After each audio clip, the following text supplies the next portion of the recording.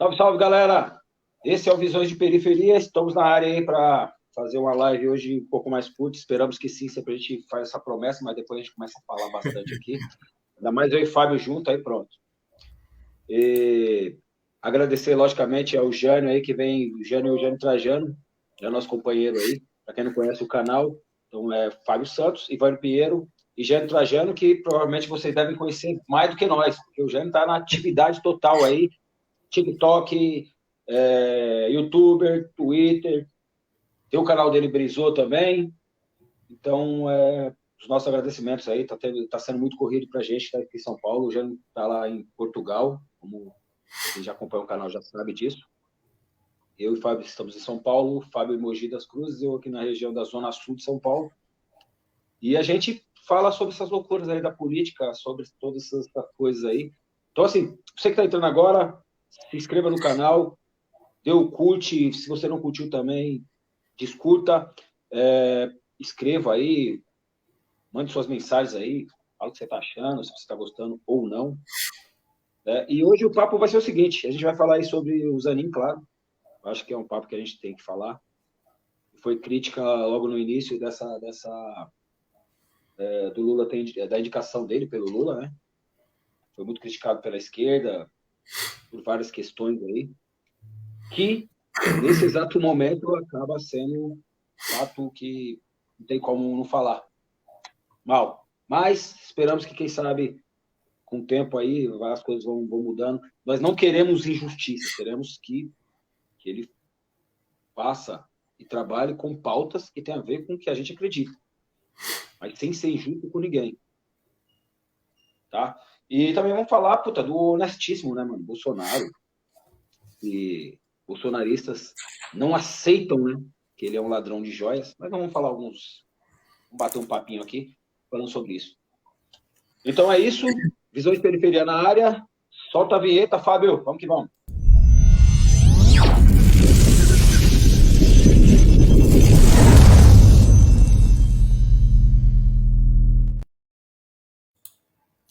Agora já posso falar, né, Ivânio? Vai lá. Hoje vai ser uma briga de egos aqui. A gente coloca o Ivânio para fazer a abertura, o Ivânio ele faz já a live inteira. Faz metade da live. Foi 2 minutos e 30 de abertura, até que você foi bem. Eu tô compreendindo, Fábio. Já foi 5 minutos já. O Jânio ele consegue ser mais breve. Hoje essa live é um pouquinho menos elaborada, né? Eu gosto muito de fazer roteiro. Eu estava conversando com um amigo meu que ele tem um projeto, né, que chama Do Povo para o Povo, né? E então ele também é um canal de YouTube também que ele quer começar a falar de política, entrevistar algumas pessoas, e ele, por algum motivo, ele quis me entrevistar também, né? E aí eu tava falando, aí quando ele me falou da entrevista, eu falei assim, mas você já pensou num roteiro, alguma coisa? Aí eu até falei para ele, desculpa, eu esqueci que eu não tô no meu canal. Até na hora de entrevista eu quero colocar a pauta, mas eu acho essa coisa importante. Às vezes quando a gente consegue pautar as coisas e você conseguir se organizar, a gente consegue trazer o tema com mais qualidade, né? Porque fora isso a gente acaba um pouquinho perdido. Mas bora lá, Ivânio. Você queria falar sobre acho que o tema que a gente deve começar, o menos polêmico também, mas menos polêmico, eu acho, que é o caso da indicação do Lula para o STF, né? E que já foi, né? Já está lá, né? Já se assentou em sua cadeira e já começou a legislar, né? Legislar não, né? Julgar, né? Porque quem faz a legislação é o Congresso, né? Então são os deputados federais. Esse é o ordenamento das coisas. Mas eu queria que você começasse aí falando o que você está achando. Eu tenho minhas opiniões, minhas convicções sobre o que representa o Zanin no STF. Tenho algumas preocupações. Já tinha antes, agora piorou. Mas vai lá, Ivan. Não, é isso, Fábio. É porque, assim, quando a gente pensa, né, numa indicação, eu acho que era fato consumado acho que bem antes do Lula ganhar a eleição, acho que já era carta marcada já, que o Zanin seria, né, essa indicação. Até porque, pelo que aconteceu aí com a Lava Jato, o trabalho que ele fez, né, em relação a esse trabalho jurídico que ele fez em relação a essa condenação do Lula, né, que é muito questionável, claro, muito pela direita, e pela esquerda, assim, um alento, né, uma reparação jurídica do que foi feito, do trabalho o péssimo trabalho, né, do Moro, e que, no caso, que é contestável, né, a questão da inocência do Lula e blá, blá, blá, e tal, essas coisas todas aí que a gente já sabe, já falou muitas vezes aqui, mas em relação a isso, ele fez um excelente trabalho, ele conseguiu a suspeição, né, do julgamento. Então, assim, nem chega ao papo da inocência do Lula ou não. O Lula não teve um julgamento justo. É simples assim. Então, antes de você, bolsonarista, né, ou contrário, né, essa condenação do Lula, favorável nessa condenação do Lula, essa condenação do Lula é como se nunca tivesse existido. E o Zanin, juridicamente, ele conseguiu provar isso. Né? Então, assim, ele foi um excelente advogado, isso é incontestável. Só que, assim, é muito complicado quando a gente fala sobre uma representação no STF, de uma pessoa representar um lado, quando essa, na verdade, acho que não tem que ser isso. Tem que ser justo, tem que ter a justiça. Né? Então, quando a gente vê essas indicações, não sei qual a opinião do Fábio em relação a isso, mas é complicado, porque como a gente vai cobrar, por exemplo, do Lula, por exemplo, colocar alguém bolsonarista nessa vaga? Ele vai colocar alguém que é próximo dele. Eu acho que e isso está na Constituição. O Bolsonaro fez isso, colocou 2 lá, o Lula já tinha colocado, a Dilma colocou, o Temer colocou, o Alexandre de Moraes, e o Fernando Henrique colocou também lá atrás. Então, assim, você não vai colocar um inimigo seu lá dentro. E isso chega a ser, né, fica uma coisa assim que assusta um pouco, né? Pô, como é que esse cara vai reagir ali? O que esse cara vai fazer ali? Será que ele vai fazer o que o presidente quer? Ou será que ele pode tomar as suas próprias decisões? E nesse ponto, a gente já está vendo que não. O Zanin já não está fazendo umas coisas assim, as pautas, por exemplo, pelo que o Lula, né, prega, vamos dizer assim. Porém, são pautas, assim, na visão nossa aqui, pelo menos de periferia que a gente tem, em relação a essa descriminalização das drogas em si, ele até falou um ponto interessante, né, que ele sabe, ele reconhece que pretos e pobres são presos por isso, e até chegou a mencionar que outras pessoas, né, ricos, brancos, de repente não sofrem a mesma correção jurídica, né, levando-os à prisão.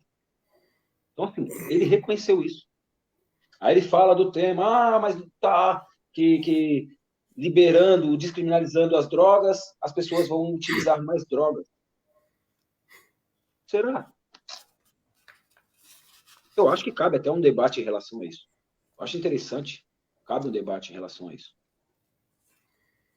Mas, e essa situação em relação aos pretos e pobres continua.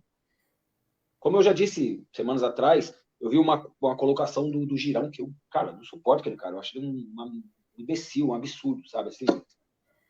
E ele falou, tá, a gente descriminaliza as drogas e as pessoas vão comprar onde? Na mão de quem? Na mão dos traficantes? Então, achei relevante isso que ele falou. Achei interessante. É um ponto a se conversar. E achei interessante também a questão da ministra Rosa Weber, também, que ela é favorável, porém, ela fez suas ressalvas em relação a essas coisas. O motivo dela, que é totalmente contrário aos motivos do Zanin, que é exatamente essa relação que tem de você prender pretos e pobres uma quantidade ínfima, ou de você nem saber. De repente o cara pode estar com uma bucha de maconha ali e tal.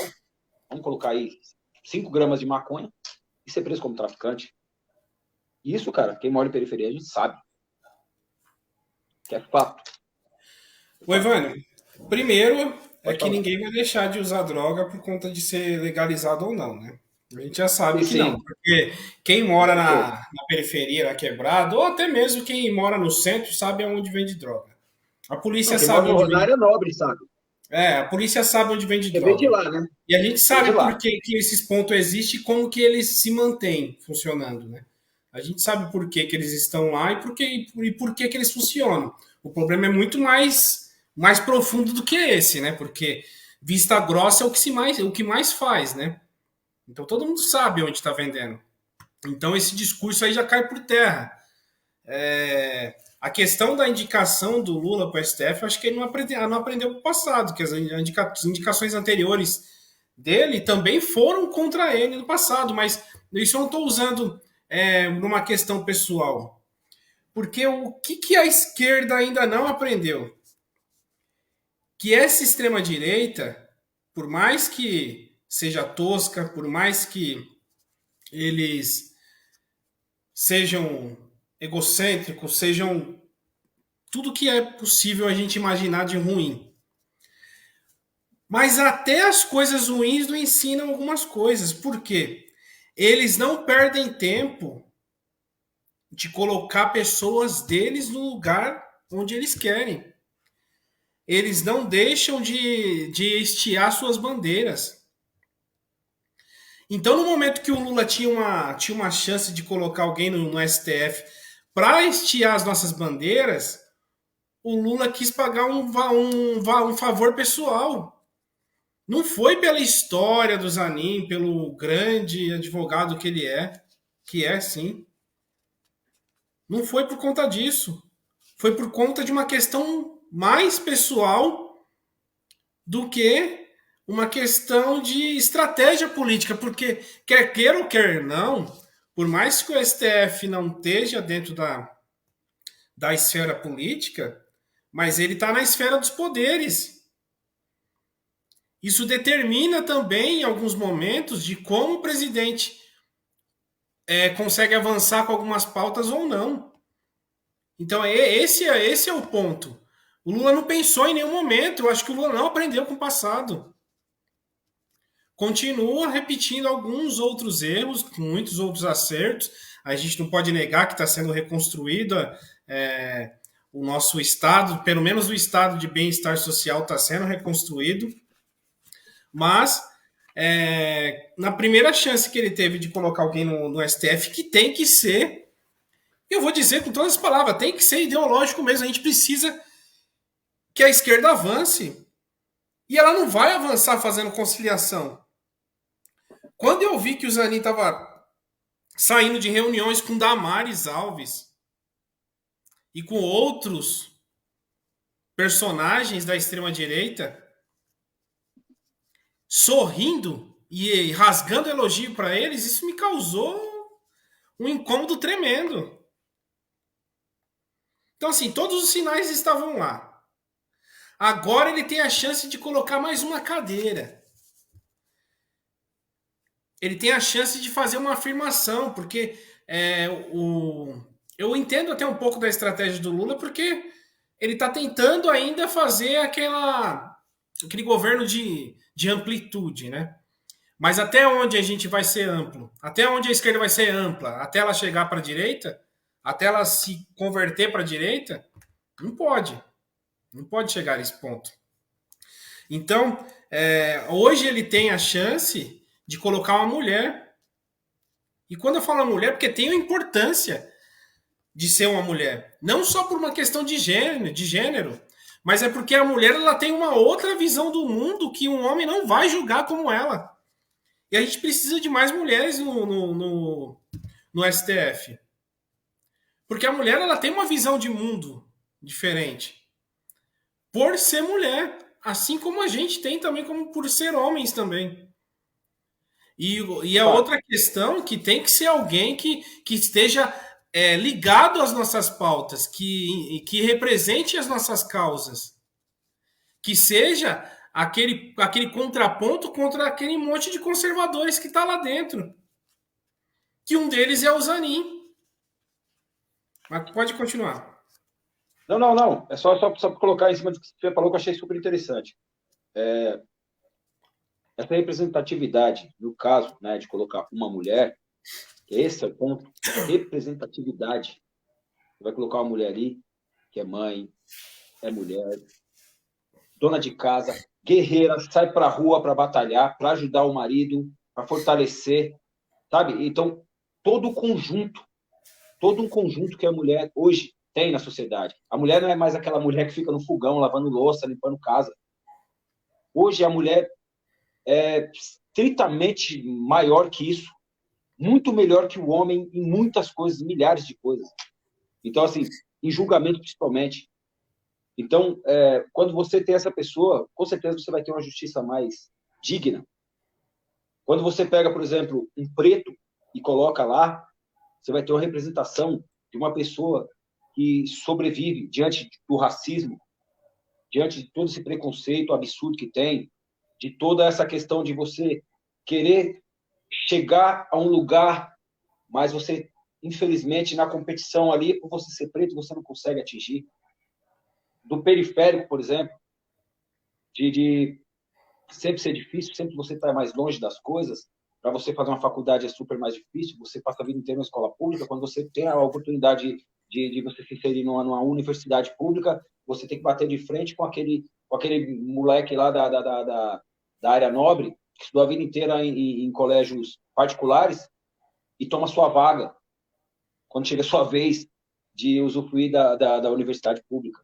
E o pai desse, que critica o Estado, ele fica boca de siri, né?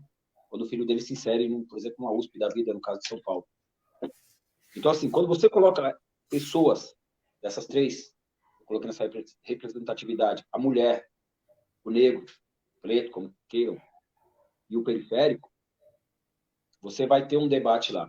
Coisa que está fazendo muito bem hoje em dia, que inclusive eu acredito que seja uma surpresa, mas também pode ser o amadurecimento, né, com as causas que vem pegando, Alexandre de Moraes. Até por muitas vezes já fiz algumas críticas com ele e tal, e lá atrás ele era um herói da direita, e hoje em dia ele tem, principalmente em todas essas causas aí, ele vem dando votos favoráveis ao que geralmente a esquerda acredita, e ele, embasadamente, juridicamente, ele fala, coloca ponto a ponto, e de forma simples, que fica claro, até para nós, a gente que gosta de estudar, que gosta de pesquisar as coisas e tal, tem um pouquinho de conhecimento a mais que alguns, mas uma pessoa extremamente leiga, vendo, escutando o Alexandre de Moraes se posicionando nessas causas dele, fica claro. Você pode pegar ali e você vai ver. É claro. Bem fora daquele juridiquês que confunde a cabeça das pessoas. Então, ele fala em um tempo bacana e que deixa claro qual o posicionamento e o porquê que esse tipo de medida, ou qualquer que seja o tipo de medida que ele toma ali, interfere na vida do mais pobre, do mais humilde, do preto, dos gays, da galera toda LGBTQIA+, P, todos. Então, assim, eu acho que é isso que a gente quer. A gente não quer um cara pendendo tanto para um lado ou para o outro. Que o Zanin seja conservador, já ficou bem claro que é que você vê Magno Malta elogiando, você vê a Damares Alves, que o Fábio falou, elogiando, a direita praticamente inteira, feliz com isso. O pior, não é nem a direita, né? A extrema-direita, né, A elogiando. extrema-direita, a A extrema-direita. extrema-direita. Então, assim, os radicais da direita elogiando. Então, assim, é um perigo. E, assim, uma coisa que passou batido também, não sei se todo mundo prestou atenção, mas tem um voto um pouquinho mais polêmico. O Zanin, um dos votos que ele colocou, acho que foi o primeiro, na verdade, ele foi contra considerar os atos de homofobia e transfobia como crime de injúria racial.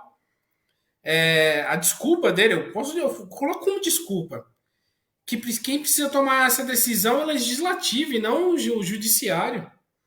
Ah, pelo amor, cara. Pelo Teve esse amor. e teve relação aos indígenas também, Fábio. E Esses o dias marco também. temporal também. Não, o marco temporal está acontecendo nesse exato momento, está acontecendo a votação. Mas teve um Mesma outro aí, coisa. contra indígena, eu acho que é o estupro lá e tal, que teve alguma, alguma tomada de terra, cara, alguma coisa nesse sentido também. Que ele foi favorável aos caras e tal, invasão de terras indígenas, um papo desse tipo aí. Então, assim, ele está totalmente contrário a tudo. Eu não sei se de repente, quando o cara é indicado pelo presidente e ele se coloca numa situação, não, eu não posso ser favorável a isso, porque, de repente, se for favorável a isso, vão dizer que é porque foi o Lula que me indicou. Porque se você observar todos esses casos aí, não tem nada a ver, eu acredito que não, né? Mas pode ser uma desculpa. Como ele usou essa desculpa agora na descriminalização das drogas, como ele foi o único, acho que, não sei, depois dele acho que teve mais 2 votos, eu não sei o final disso. Não, Mas o André Mendonça se a grande maioria, absteve, né?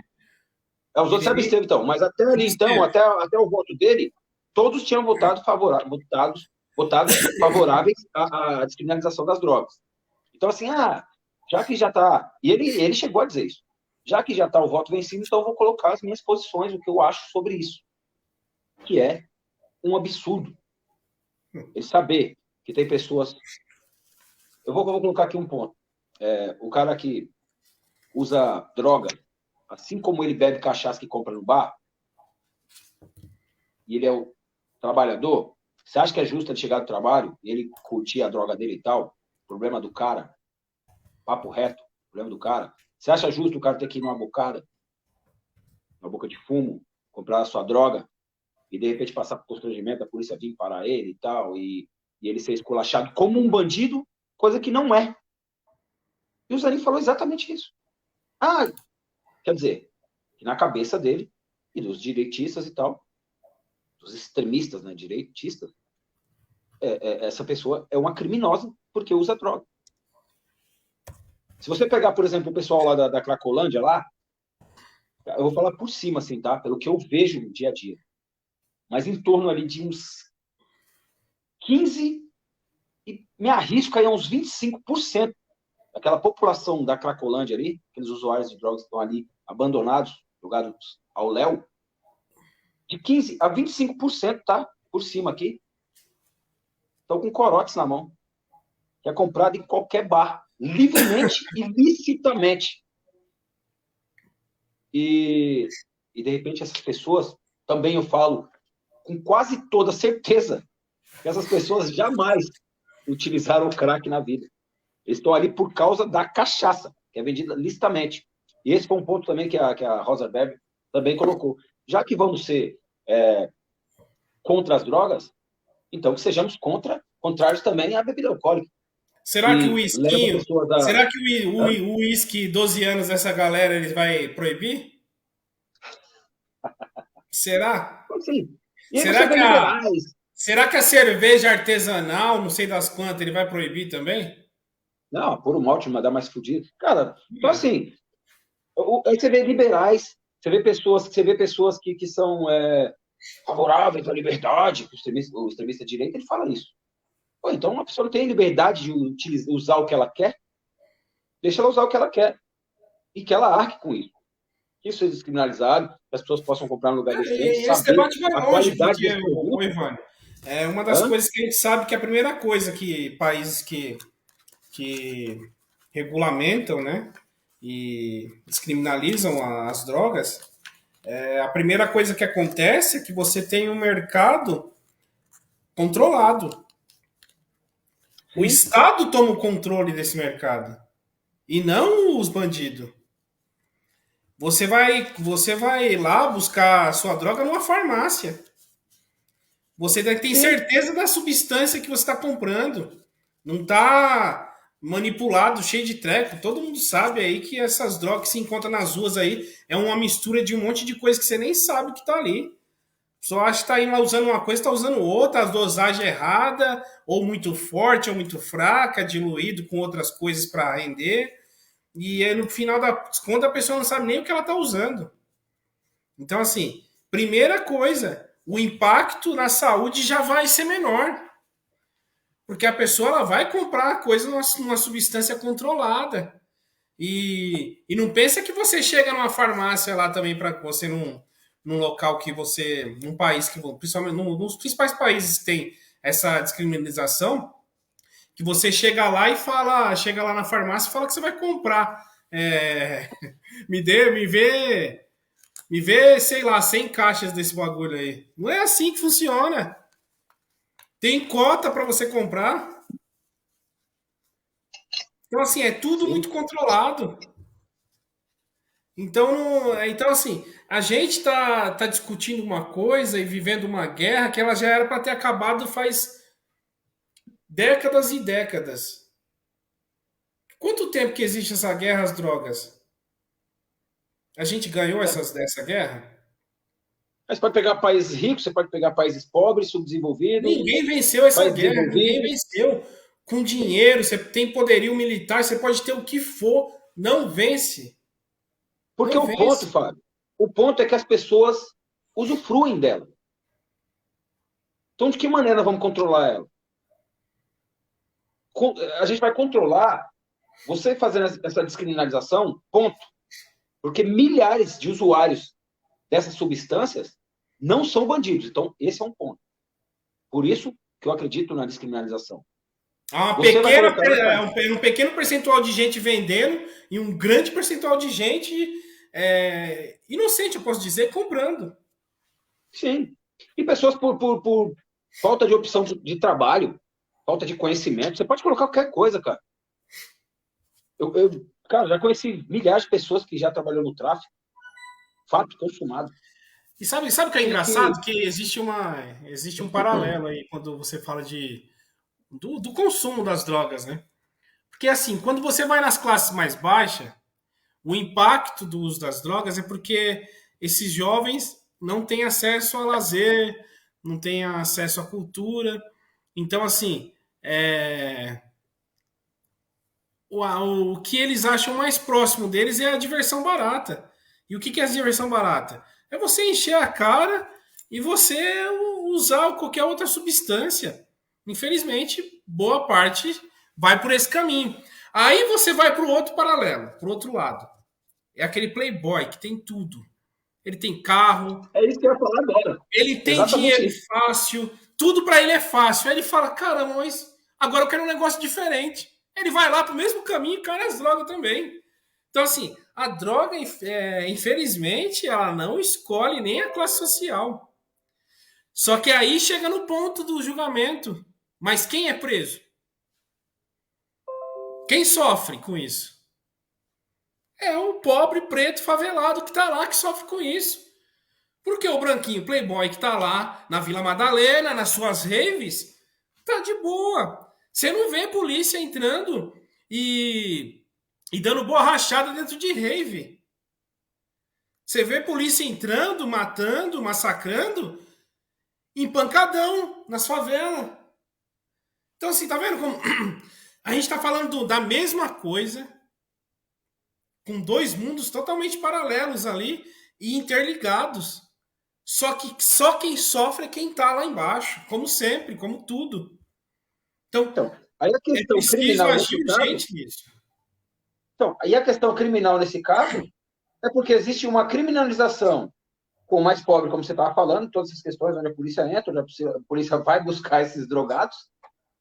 Porém, em locais onde também tem drogados, porém, uma classe de elite que sempre usou droga e quem proporcionou que o pobre de periferia usufruísse dessa droga, que isso não nasceu nas favelas.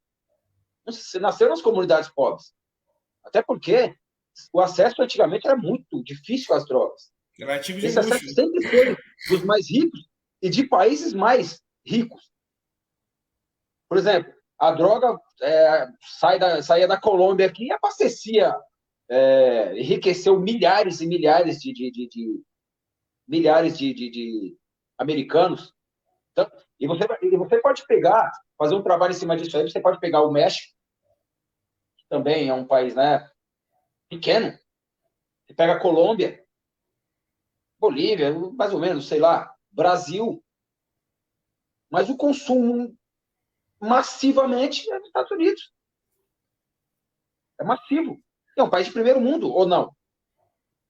Que tem alguns pontos, por causa de federação e tal, tem alguns pontos que é liberado. Eu não sei quais os tipos de drogas que são liberados lá e tal, mas eu acho que a maconha é uma delas e tal. Então, assim, a questão não é de uma questão criminal, é uma questão de saúde. Porque, assim, você querer colocar que eu vou descriminalizar ou não, vamos ter que ir para cima, fazer um manifesto para que o STF não aprove essa aberração que é a descriminalização das drogas. Aí a pergunta que eu faço é, mas vai acabar as drogas? A polícia, quando invade os morros e matam 23, como já aconteceu milhares de vezes, até fugindo um pouco do tema, acabou as drogas? Deixou de ter traficantes lá? E no meio disso morreu Eloás, morreu Tiagos, morreu milhares de crianças. Ô, Ivan, outro dia eu vi uma postagem. Eu vi uma postagem que eu dei muita risada, mas às vezes eu não sei se eu dei mais risada ou se eu fiquei mais nervoso com a postagem. Eu acho que os dois juntos. Tava assim: quando seu filho chegar em casa com os olhos vermelhos, faz o L. Se retratando ao caso do processo que está em julgamento, da discriminação das drogas. Aí eu fiquei pensando assim, tá bom. Então quando seu filho for lá e bater o carro, reclama lá com a Ambev, vai lá para a porta da Ambev então, protestar. Faz um A de Ambev. Exatamente, faz um A de Ambev, seu filho de uma puta. É isso, simples assim. Pessoal chato do assim, é um negócio assim, é uma aberração isso. É uma aberração. Então a gente parece que esses 4 anos aí de Bolsonaro, que deixou esse monte de praga, esse monte de rato que saiu do esgoto, que ainda está emergindo aqui, porque Bolsonaro ele foi o que plantou ali. Na verdade, ele impulsionou essa gente para fora. Que agora essa gente ela tem orgulho de ser escrota, né? Sim. Então, o orgulho de ser escroto, de ser idiota, de ser burro, essa gente tem agora. Agora tem os burros orgulhosos e os escrotos orgulhosos, né? Mas, enfim, eu acho que sobre esse tema do Zanin, que a gente chegou até o ponto mais polêmico, que é a descriminalização das drogas, eu acho que a gente já conseguiu explanar um pouquinho sobre esse tema. Queria que você trouxesse o outro, Ivan, o próximo tema. Esse é maravilhoso, esse é muito bom. Esse é o caso, né? Eu vi uma faixa linda esses dias na cidade, né? Cuidado. Temos um ladrão de joias entre nós. Contrabandista. Contrabandista, é mesmo. Contrabandista. Então, assim, cara, aquela historinha lá da época da eleição que me chama de tudo, menos de corrupto e de ladrão. Putz. Já era, irmão. Já era. Já se foi isso. E aí você pega pontos, né? Assim, cara, que teve o caso do Lula. Sempre a gente tem que falar isso aí. E o Lula? E o PT? Então vamos falar primeiro disso. No caso do Lula, teve a questão do apartamento, do triplex, que ele nunca morou lá. Ele visitou, sim, como comprador normal e tal. Pode ter até havido alguma coisa, mas provas cabais não existiu. Não teve. Teve um contrato, que eu já até falei aqui, que foi rasurado com um branquinho, né? E com uma suposta assinatura do Lula. Então, quer dizer, isso não prova nada, cara. Qualquer um pode fazer uma coisa dessa. E eu não estou passando pano aqui. Porque, assim, se tem a prova, é prova. Mas tem os pedalinhos no sítio lá de Atibaia. Cara, o sítio era de um amigo dele, supostamente de um amigo dele. Ele tem um pedalinho lá? Pô, o presidente da República, será que ele pode ter um pedalinho no sítio do amigo? O que é um pedalinho para um cara daquele? O que é um sítio de 500 mil? Que até a época o prefeito lá do Rio de Janeiro, lá, como é que é? O Paes, ele até ironizou. Porra, mano, mas você tá se queimando aí com um sítio em Atibaia. Sabe por quê? Porque acho que não tem nem cabimento pensar sobre isso. E aí, todas essas pessoas que ficaram incomodadas, cara, é assim, pode ser 3 milhões, que é o caso, né, de 2 milhões e meio, 2 milhões e meio do apartamento e mais 500 mil do sítio, supostamente, isso aí, você chega a 3 milhões. Então pode ser 3 milhões ou pode ser R$1. Se o dinheiro público, se estiver roubado, se tiver prova, tudo certo. Cara, roubo é roubo. Ninguém tá passando pano para isso, não. Mas muito me comove quando vocês veem o bolsonarista que era tão crítico a isso, né? Que totalmente diferente, por exemplo, de mim e do Fábio, que não acreditávamos nessa ideia, a gente estava vendo que estava indo por um caminho estranho, muita coisa acontecendo, uma prisão muito rápida para tirar o Lula da jogada, que para mim foi isso que aconteceu. Ponto. Mas aí você pega, vamos aos pontos. Bolsonaro recebeu as joias. E como recebeu joias, hein, meu? Recebeu um fuzil com diamantes, recebeu um kit de joias, recebeu um relógio, não sei lá de quantas, recebeu mais joias com diamantes, com pérolas de diamantes absurdamente caros e tal, que já passam aí, no início foi com 16 milhões, depois fizeram um estudo aí com 5 milhões, quer dizer, então já passou do valor daquele do Lula. E isso não incomodou vocês. Então vamos aos fatos.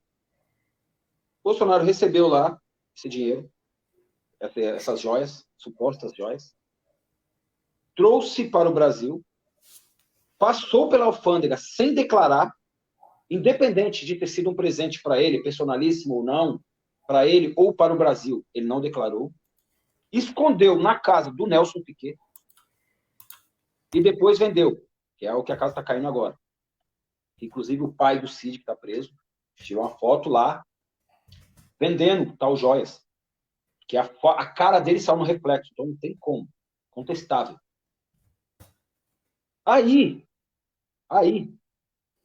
diante de tudo isso falando tudo bem por cima, tá? Superficialmente. Aí, o advogado do Bolsonaro, que até então, lá atrás, já era dito pelo Bolsonaro que não era o advogado dele, porque ele tinha escondido, e não foi supostamente, escondeu o Queiroz dentro do sítio dele, também em Atibaia. E naquele momento, o Bolsonaro falou que esse cara não era advogado dele, que era advogado do filho dele, mas também já ia ser espirrado. Mas ele continuou junto com eles. E agora, veja que fantástico. Ele pegou 300 mil, saiu do Brasil com essa quantia de dinheiro, sem declarar também, foi lá, comprou o relógio de volta, voltou para o Brasil, sem declarar também, e entregou o bem de novo, que a dona Michele, ou Micheque, eu sei lá como que é, chama, ou Mijóias, ela tá um negócio de Mijóias também. Ela falou que está lá na Caixa. Mas só que está na Caixa porque o Ministério Público obrigou. O TCU obrigou que eles devolvessem esses presentes. Né? Supostamente presentes. Que esses dias, de novo, o Bolsonaro falando que não tem nada a ver com essas joias, está tentando reaver. Como se esses presentes fossem... Ô, Ivani, fora que tem a mentira que tem sobre esses itens personalíssimos, e tem personalíssimos na legislação, né, que diz que nossos mandatários não podem receber esse tipo de presente. Ele só pode ser considerado roupas, perfumes e alimentos.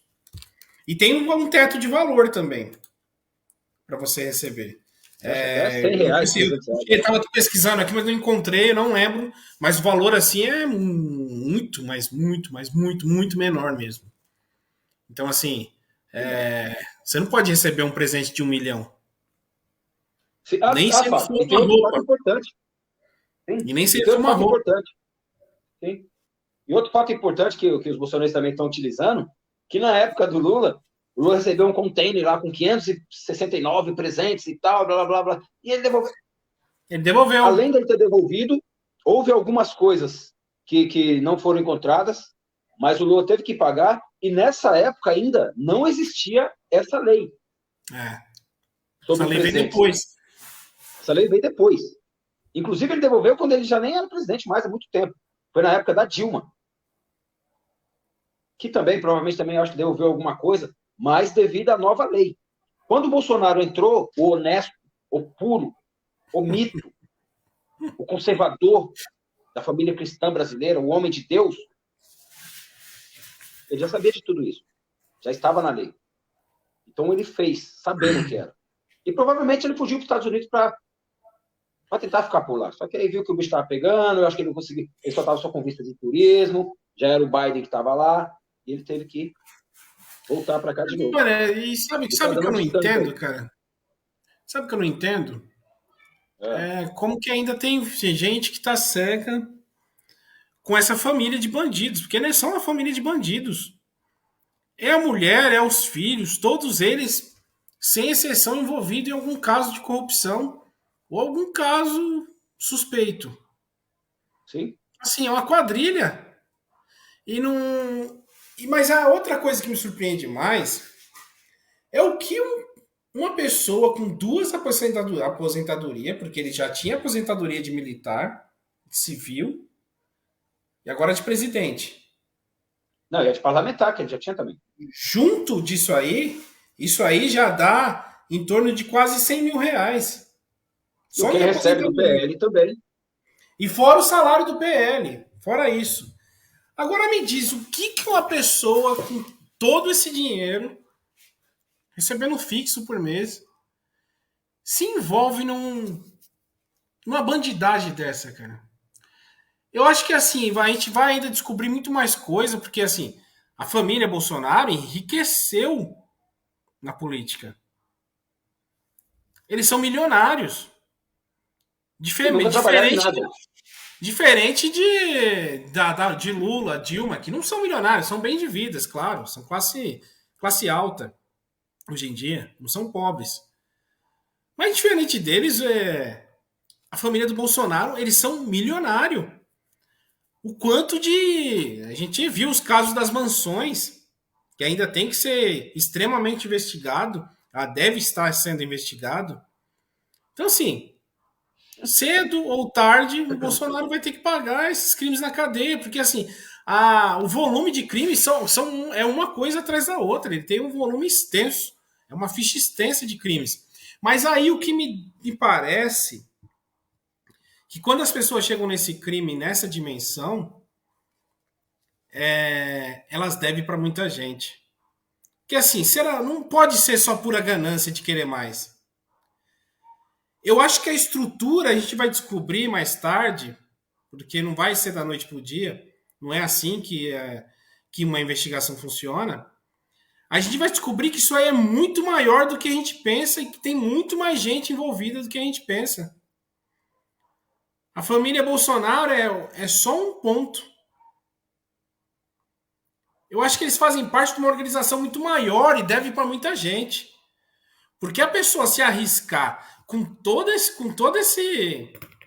essa mordomia que eles já tinham, se arriscar de ser preso por causa de uma joia de 3 milhões com dinheiro que essa família já tem, de 16 milhões, né? 3 milhões. 3 milhões compra, acho que, só o pingentinho da joia. Mas é incrível, é incrível. E agora eu queria que todo mundo aqui, quem estiver assistindo, quem assistir depois, digita ladrão de joias no Google para ver o que aparece. Até os algoritmos já entenderam quem é o ladrão de joias. Só digita ladrão de joias, você não precisa escrever a palavra Bolsonaro. O robô já entendeu. O gado não entendeu ainda. Bolsonaro, várias vezes. Você vai encontrar meme, você vai encontrar a faixa lá que foi colocada, aquela faixa emblemática. Você vai encontrar de tudo. Mas o Bolsonaro tá como diz no tweet, né? No Twitter, que agora é o X, o X.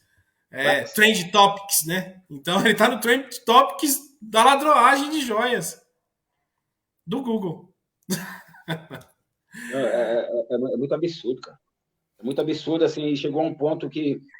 E você vê, tipo assim, eu acho que sempre teve esse fanatismo por políticos, eu acho que sempre foi um tema que sempre era falado, né? não se deve discutir por futebol, religião e política. Hoje pode ver que quase ninguém discute mais por futebol. E os temas assim mais tensos hoje em dia é a política, sem dúvida. Aliás, política não, né? Os políticos e a religião.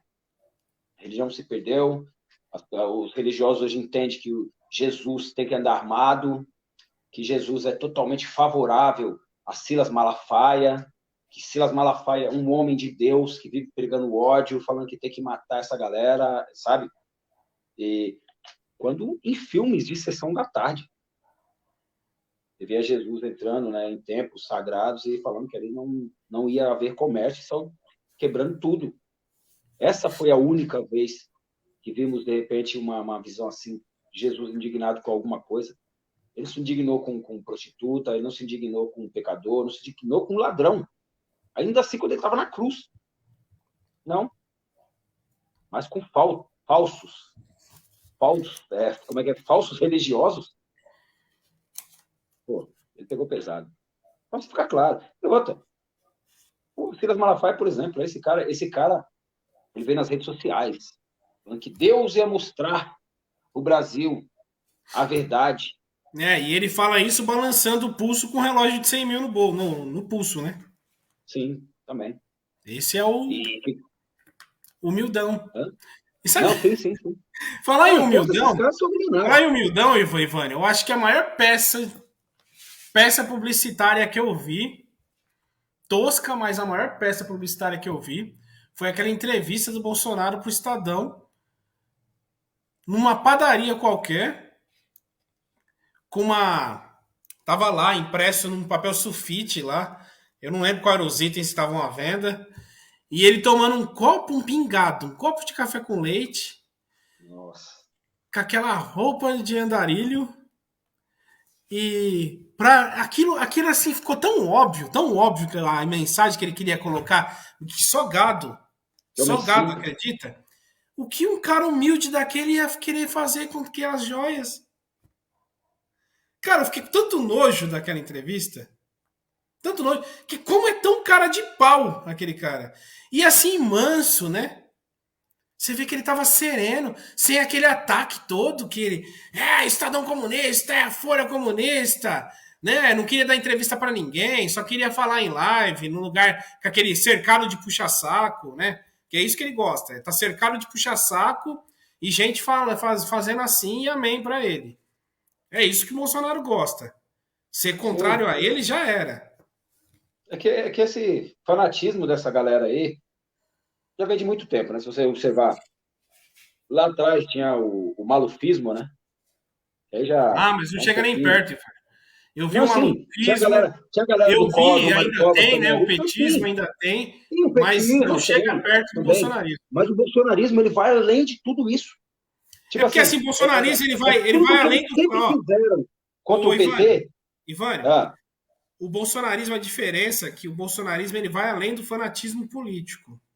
Não, sim, ele não vai na idolatria política, é o que a gente já falou várias vezes aqui. Bolsonarismo é uma seita. Sim. É uma seita. Ele tem todas as ferramentas que uma seita usa. A gente já falou isso aqui diversas vezes no canal. O que uma seita fazia anteriormente? Uma seita, como que ela fazia? Ela pegava uma ilha, um lugar afastado de tudo. Lá não tinha TV, as pessoas não se comunicavam com nada, já para não receber outro tipo de informação.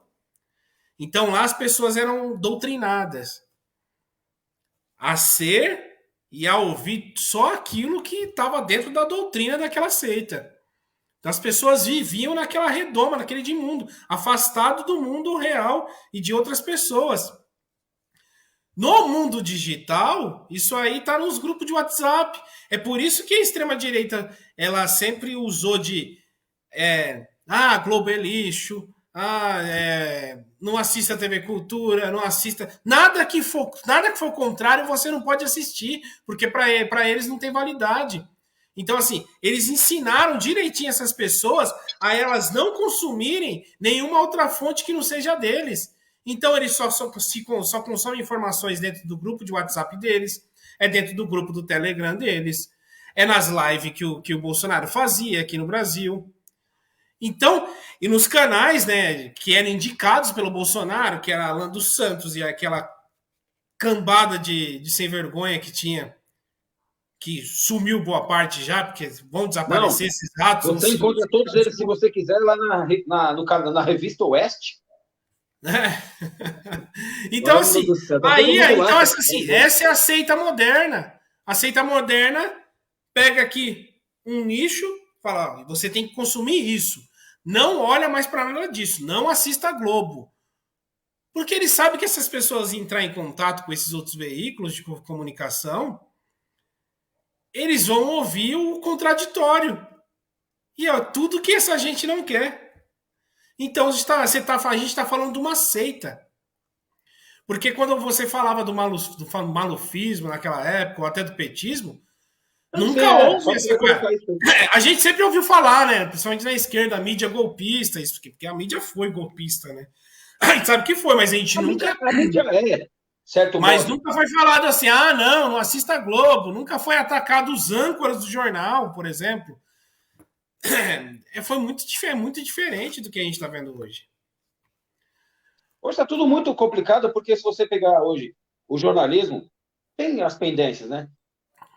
De esquerda, que na sua grande maioria, cara, os jornalistas e tal, por vir da faculdade, e compreender um mundo e se relacionar com pessoas diferentes de modo democrático, de fato.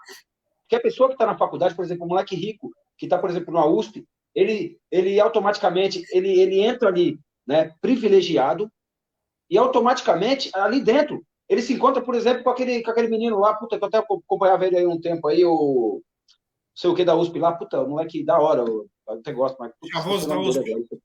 O Chavoso da USP, por exemplo, e vários, milhares de outros chavosos da USP, e aquele moleque que é playboyzão, que entrou lá, cara, que ele não tem culpa de ser playboy, eu sempre falo isso, o cara não tem culpa de ser playboy. E ele tá ali, e o pai dele é um puta do sem vergonha. E quando ele chega lá dentro, que ele vê esse moleque, tipo o chavoso da USP e tal, e vários outros chavosos da USP que estão lá dentro lá, ele começa a perceber, porra, meu, eu entrei aqui, bem que tomei o lugar dessa. E se sente em dívida com essa rapaziada. Fala, pô, os moleque é mó guerreiro, os moleque vem da quebrada, vem da favela, vem de busão e tal. Aqui o meu motorista vem me trazer, particular e tal. Eu tenho uma monomia. Pô, meu pai sempre me e tal. E os moleques com a vivência deles aí, lutando e tal. Então ele pega uma convivência e automaticamente, cara, acaba se tornando inevitável. Inevitável. Porque ali dentro ele vai ver professores que também são de quebrada, vai ver a molecada que é de quebrada, e ele privilegiadão. E o pai dele nunca falou para ele. O pai dele sempre falou, não, menos Estado, que tem que privatizar tudo. Mas ele não fala de privatizar a USP, onde o filhinho dele está estudando. E ele pode pagar uma faculdade para o filho dele, de boa. Só que automaticamente o filho dele vai para essa faculdade pública, que ele sempre criticou, enquanto o filho do pobre, que não consegue chegar lá, porque fica difícil disputar com aquele moleque de escola boa, top, o moleque é obrigado a ter que pagar uma faculdade para ele. Porque ele não tem também condições de estudar de forma integral, porque ele tem que fazer uma decisão, uma escolha na vida dele. Ou ele trabalha, ou ele estuda. E se ele optar por estudar, muitas vezes ele não tem o pai e a mãe. Ou até tem o pai e a mãe, mas que não consegue arcar com a despesa dele enquanto ele está estudando. O pai dele precisa da força dele em casa. Ou, de repente, ele não tem o pai, só a mãe. Então, ele precisa dar uma força para sustentar os irmãos junto com a mãe, fortalecer a mãe ali e tal. Então, muitas vezes, ele não consegue estudar integralmente. Então, ele, de repente, trabalha em algum lugar e consegue uma bolsa de estudo numa faculdade dessas aí e tal. E lá na frente é outro prejuízo, porque muitas vezes, quando você vai disputar, por exemplo, com um moleque da USP, o playboy que tomou a sua vaga na USP, aí você vem, por exemplo, sei lá, numa faculdade dessas particulares aí e tal, que não chega aos pés da USP, não chega aos pés de Mackenzie, dessas faculdades top aí e tal, e automaticamente quando você chega e fala, você vem de onde? Eu venho dessas, vou né, diminuir essas faculdades privadas aí e tal. Mas essas faculdades que a gente sabe que é fraca, infelizmente, em vista dessas outras aí você fala, eu sou de plano de tal, e você veio da Mackenzie. Não, beleza, então, a gente vai avaliar aqui e tal, e depois a gente volta a falar com você. E não liga nunca mais, esquece. Já era. Então, é isso que aconteceu. Hoje, muita gente entrou na faculdade, mas, infelizmente, não consegue trabalhar em lugar nenhum. Porque, tipo assim, é a mesma... E os caras desmerecem mesmo. Os caras falam, o pessoal é burrão, o pessoal que de escola pública é burrão pra caramba. Fizeram faculdade, mas o ensino básico fundamental deles é péssimo e tal. Então, não sabe de nada. Então, quer dizer, é aquilo que o Jânio sempre fala aqui, sempre fala. É sempre os caras subindo de escada rolante e você subindo de escada rolante, mas ela ao contrário. Basicamente é isso. Sempre você tem que estar correndo atrás, sempre você tem que estar se mostrando diferenciado, sempre você tem que estar pegando o busão, saindo 4 horas de casa, chegando meia-noite, dormindo pouco. É sempre essa luta. Sempre essa Verdade. luta. E por falar em dormir pouco, Ivan, acho que tá na hora da gente encerrar. Os 2 temas aí foi. Mas pelo menos vai bater 1 hora certinho aí. O E papo é tá isso aí, galera. bom, mas o sono e o cansaço já tá batendo já. Que a gente vai ter que se deslocar para longe. Hoje eu acordei umas 4h30 da manhã, então o cansaço Então, já tá cara, batendo gente, aqui. vamos tentar seguir a promessa aí de que a gente sempre tenta fazer, e fazer um vídeo pelo menos de 5 minutos falando de alguma coisa aí, pegando as coisas aí do dia a dia aí, passando alguma coisinha, informaçãozinha. E você que está entrando hoje no canal, está assistindo nós pela primeira vez, ou que vem assistir, pô, dê o like aí, compartilhe, se inscreva no canal, ajuda, fortaleza a gente aí, porque não é fácil. É uma parada para a gente trocar uma ideia aqui, trocar um papo e desenrolar algumas ideias e pensar em alguma coisa, pensar num futuro melhor para ambas as partes. A gente sabe que tem todas as diferenças sociais, então é trocar ideia para entender os lados. Ninguém tem culpa de ser o que é, mas somos alguma coisa e, assim, deve haver o respeito e a gente tem que seguir em frente, mas um respeito mútuo para a gente alcançar todos os nossos objetivos aí, tá bom? E ter uma vida melhor. O brasileiro é maravilhoso, pô. O brasileiro é um povo engraçado, um povo divertido. Eu como motorista de aplicativo, aí eu pego uma galera, eu troco ideia de verdade, até com bolsonaristas aí, com pessoas que votaram no Bolsonaro, que trocam um papo legal, que tem uma visão interessante, que conseguem entender, e a gente, de algum modo, a gente chega próximo de uma ideia, sabe? E você vê também que tem radicais, tanto de um lado quanto do outro, que não quer enxergar, tá com viseira de animal ali, entendeu? E não quer olhar para o outro lado. E a gente tem que olhar para o outro lado, a gente tem que entender quais são as nossas diferenças aí e quais são as nossas necessidades que a gente precisa. Então a gente está vendo que está muito errado isso aí. A gente é um povo maravilhoso, um país maravilhoso, que tem uma estrutura bacana, um país rico naturalmente, assim, sem sombra de dúvidas. O Jânio mora em Portugal, ele está vivendo um momento bacana na vida dele, mas ele sente falta disso aqui. Isso aqui é maravilhoso, cara. E quem está fazendo isso aqui não ser maravilhoso, hoje, infelizmente, é o próprio brasileiro, que tem muitos erros, muitas falhas. O brasileiro, cara, ele falha demais em muitas coisas. E a gente falhar politicamente, aí a gente está falhando com todo mundo, no geral, com quem vive aqui nesse país. Beleza? Fábio, se quiser, pode fechar aí, é nóis. Um abraço para todo mundo aí. Eu acho que você encerrou bem e é isso aí. Curtam, Fábio, é compartilhem. nóis. E esse foi mais um Visões de Periferia.